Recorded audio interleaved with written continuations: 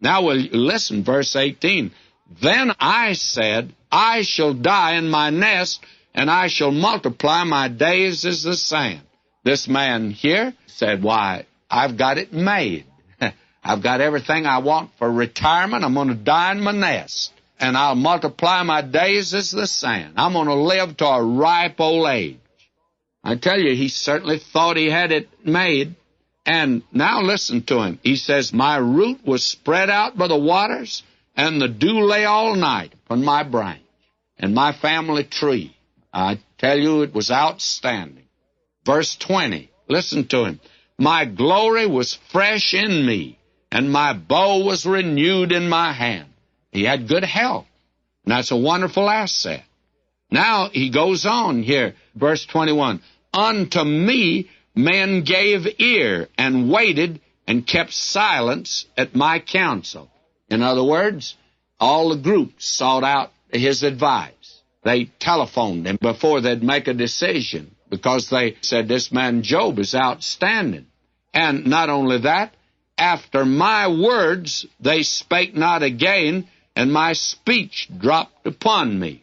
Why, the governor of the state called him, and the Supreme Court, before they rendered a decision, wanted to talk it over with him. I tell you, this man Job was outstanding, was he not?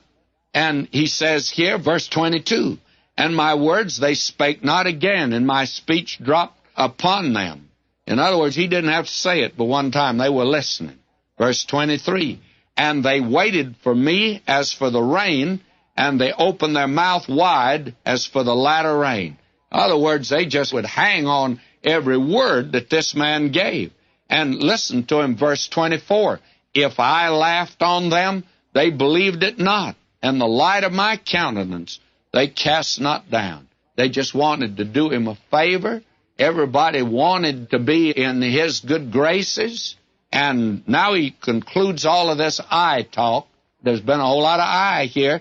52 times now. Verse 25. I chose out their way, and sat chief, and I dwelt as a king in the army, as one that comforteth the mourners. In other words, Job was the top man on the totem pole of life. He dwelt in honor, affluence, and influence. He was a plutocrat, a tycoon. He was an ideal man, the goal toward which humanity is striving today. He lived the good life. He knew what abundant living was. He lived in a place of affluence. But Job lived in a fool's paradise. It was a world of make-believe. It was hollow sham, smug complacently. He was in a Cinderella world. When the clock would strike midnight and his chariot would turn to a pumpkin. He had false security, and he was an Alice in Wonderland. And then an atomic bomb fell on his nest, but he told us, you remember back in the 3rd chapter, that which I dreaded happened to me. He felt that all of this material substance could be wiped out and taken from him in a moment. It was, and he had nothing to fall back on. And even his friends didn't cushion his fall at all. In fact, they made him fall with a terrible, terrible, resounding blow. And this man here, he's been putting on his own self-righteousness. Listen to him. Verse 14 again. I put on righteousness, it clothed me. Man, he could just put on his self-righteousness. Do you know anybody like that? And in this chapter now, 52 times, he's got eye trouble. 52 times. I, me. He has itis. This man, no broken and contrite spirit, no admission, no confession, no feeling of failure. And that is the condition of him.